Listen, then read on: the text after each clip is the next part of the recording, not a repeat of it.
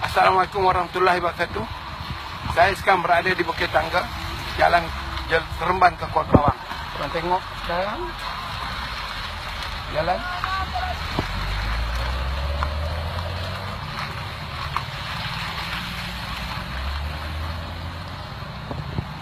Nasib baik kereta ini jalan perlahan.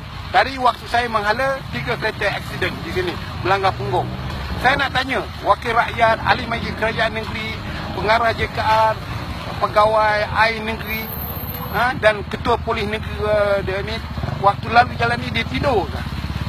Dia tidur dalam kereta ke? Dia buta ke mata dia? Saya nampak macam ni. Ini dah seminggu tuan-tuan. Sudah 1 minggu. Minggu lepas pun dah berlubang.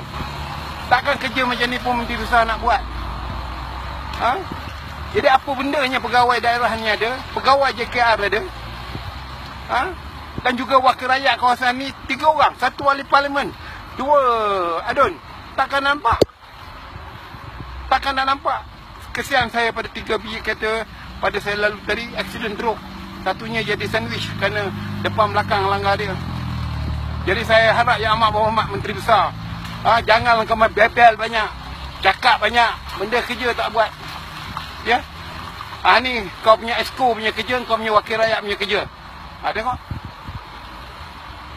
Tengok kereta ni.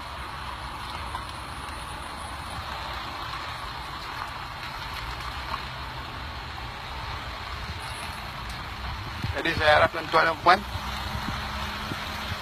mana yang tengok ni tolonglah tagkan dan bagi yang amat berhormat Menteri Besar, bagi pada yang musyawarah kerajaan negeri, ketua UMNO bahagian Jelbu, ketua UMNO bahagian Seremban, tolong tengok sikit pegawai kerajaan.